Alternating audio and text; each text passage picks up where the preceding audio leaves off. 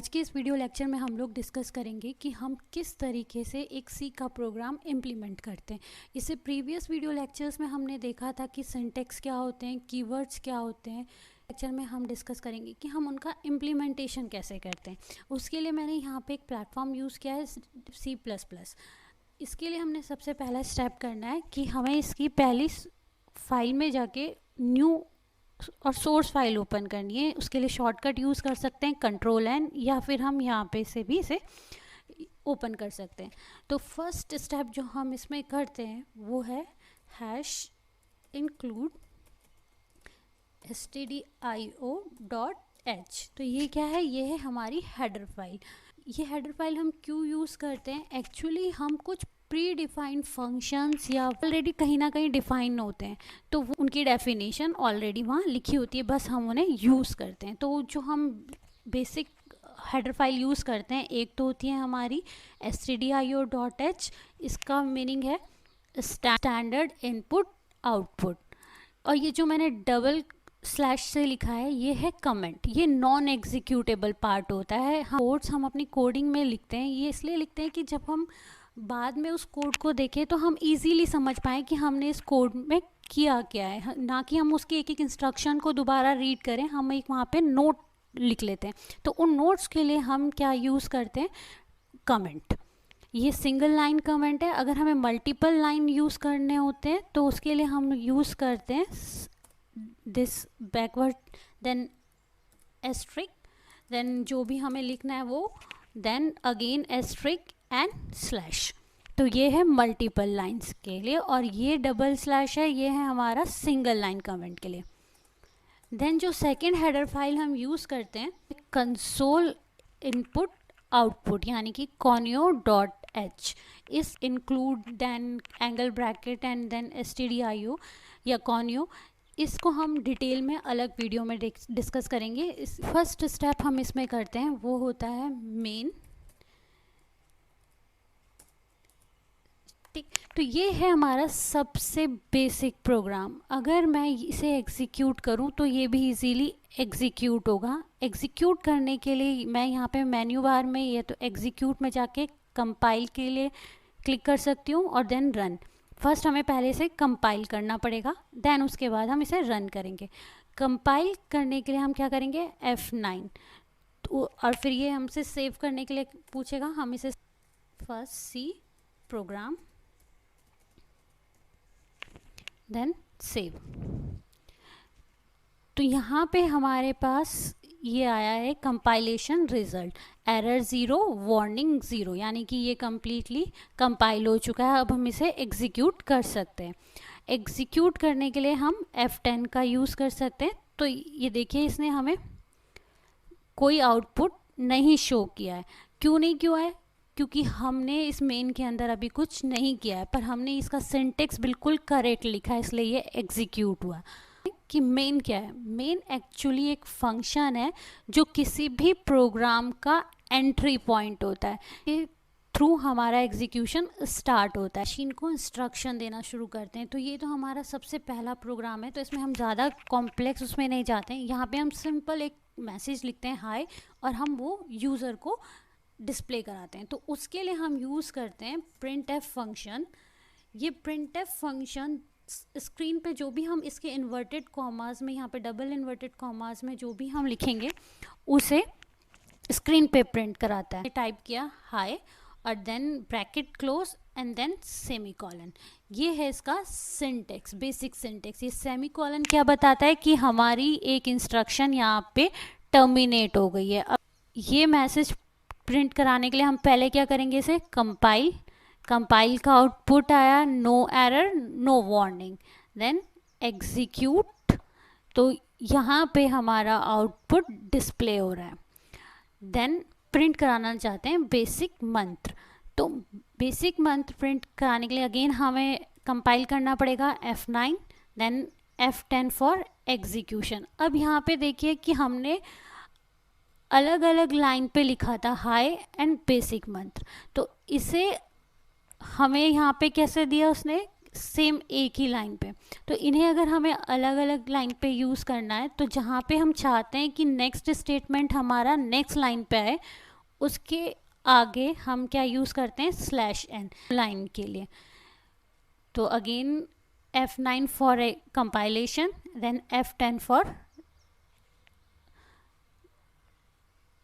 तो ये हमारा आउटपुट होगा हाई देन बेसिक मंत्र। इस तरीके से अपना एक छोटा सा प्रोग्राम सी में एग्जीक्यूट करते हैं।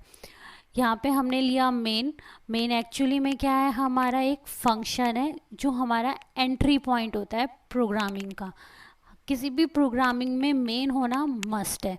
मेन के बिना हम कोई भी प्रोग्राम एग्जीक्यूट नहीं करा सकते। क्वेश्चन आता है कि मेन क्यों कंपलसरी है? तो पहली चीज़ है कि मशीन कैसे समझेगी कि वो कहाँ से स्टार्ट करें। ये बताने के लिए कि उसने कहाँ से शुरुआत करनी है, उसके लिए हम लिखते हैं मेन फंक्शन। तो मेन क्या है, एक तरीके का एंट्री पॉइंट है किसी भी प्रोग्रामिंग का। ये होता है हमारा फंक्शन का syntax, function name, then parenthesis, then curly braces. ये कर्ली ब्रेसेस है, ये है स्टार्टिंग पॉइंट, और ये है क्लोजिंग कर्ली ब्रेसेस, ये है एंड। यानी कि ये फंक्शन यहाँ से स्टार्ट हुआ और यहाँ एंड हुआ, और इसके बीच में जितनी इंस्ट्रक्शन होगी वो उस प्रोग्राम के स्कोप के अंदर आती है। यानी कि मेन का स्कोप यहाँ से और उसके एंड तक है। तो इस बीच में हमने जितनी इंस्ट्रक्शन लिखी हैं वो सब मेन के स्कोप के अंदर होंगी। इसे हम कहते हैं स्कोप। बात कर रहे हैं, अब हम बात करते हैं जो लोग ऑलरेडी सी पढ़ चुके हैं। Question is main is the first function which execute. तो इसका आंसर है नो। हमारा कंपाइलर जो यूज़ करता है फर्स्ट फंक्शन, वो यूज़ करता है _start फंक्शन। तो ये स्टार्ट फंक्शन जो है ये होता है फर्स्ट फंक्शन। अगर इसको हम दो तरीके से समझें, अगर प्रोग्रामर के पॉइंट ऑफ व्यू से समझें तो main is the first function, but अगर ऑपरेटिंग सिस्टम के पॉइंट ऑफ व्यू से देखें तो main is not the first function, the first function is _start। अब इस चीज़ को प्रूव करते हैं कि कैसे ये फंक्शन हमारा फर्स्ट फंक्शन होता है। हमने अभी तक पढ़ा था कि मेन हर प्रोग्राम में मस्ट है। एक एग्जांपल लेते हैं, वहाँ पे हम विदाउट मेन अपना प्रोग्राम रन कराएंगे। उसके लिए हम एक और सोर्स फाइल ले लेते हैं। यहाँ पे हम हेडर फाइल इंक्लूड कर लेते हैं। यहाँ पे हमने मेन क्रिएट नहीं किया है, यहाँ पे हमने क्या क्रिएट किया है, void _start। ये फंक्शन हमने क्रिएट किया है। void ये क्या है, रिटर्न टाइप है। void मतलब ये फंक्शन कोई वैल्यू रिटर्न नहीं करेगा। इससे प्रीवियस जो हमने मेन लिखा था इसमें हमने कोई रिटर्न टाइप नहीं दिया था। एक्चुअली अगर हम कोई रिटर्न टाइप ना दें तो वो बाय डिफ़ॉल्ट उसे इंट मान लेता है, यानी कि ये फंक्शन इंटीजर वैल्यू पास करेगा। तो हमने इस जो रिटर्न टाइप है इसको हम नेक्स्ट वीडियो में कंप्लीट करेंगे। अभी हम डिस्कस करते हैं कि विदाउट मेन हमारा प्रोग्राम कैसे एग्जीक्यूट होगा। स्टेटमेंट लिखिए printf hi this is basic month then /n executes without main. ये /n यहाँ पे है मिड पे, तो यानी कि इसके बाद के जितनी वर्ड्स हैं वो नेक्स्ट लाइन पे आएंगे। और देन सेमी कॉलन, यानी कि हमारा ये स्टेटमेंट printf स्टेटमेंट यहाँ पे टर्मिनेट होता है। देन _exit फंक्शन, ये फंक्शन रिटर्न करेगा value 0। Then semicolon. Compile करते हैं तो अब देखिए इसने कंपाइल करते ही एरर दी है, तो स्टार्ट फंक्शन लिखा है। तो जब हमारा कंपाइलेशन स्टार्ट हो रहा है तो वो क्या कर रहा है, अपने स्टार्ट फंक्शन पे जा रहा है और वहाँ वो मेन को सर्च कर रहा है, जो मेन उसे हमारे इस प्रोग्राम में नहीं मिल रहा है। उसके लिए ये क्या दे रहा है, एरर दे रहा है।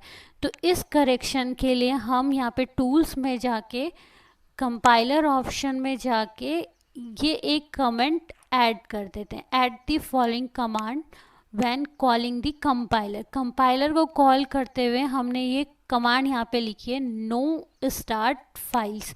हमारा ये कोड कंपाइल होगा वो अपने स्टार्ट फंक्शन में ना जाके हमारे स्टार्ट फंक्शन पे आए। तो इसके लिए हम इसे ओके करते हैं, देन कंपाइल F9। तो अब देखिए इसने क्या किया, एरर 0 वार्निंग 0, यानी कि हमारा कोड सक्सेसफुली कंपाइल हो गया। देन एग्जीक्यूट F10, तो ये हमारा आउटपुट स्क्रीन पे प्रिंट हो गया, hi this is basic month executes without main. Programme main के बिना भी एग्जीक्यूट होता है, या हम इसे ऐसे समझ लेते हैं कि main is not the first function which executes, is the start function which execute first. Compiler execute करता है और स्टार्ट के अंदर हमारा मेन होता है जिसके थ्रू वो हमारे प्रोग्राम में जंप करता है। बेसिकली जब एज अ प्रोग्रामर हम देखते हैं तो हमारे लिए मेन फंक्शन मस्ट है, बट अगर हम ऑपरेटिंग सिस्टम के पॉइंट ऑफ व्यू से देखें तो जो फर्स्ट फंक्शन है जो एग्जीक्यूट होता है वो होता है start function, underscore start function.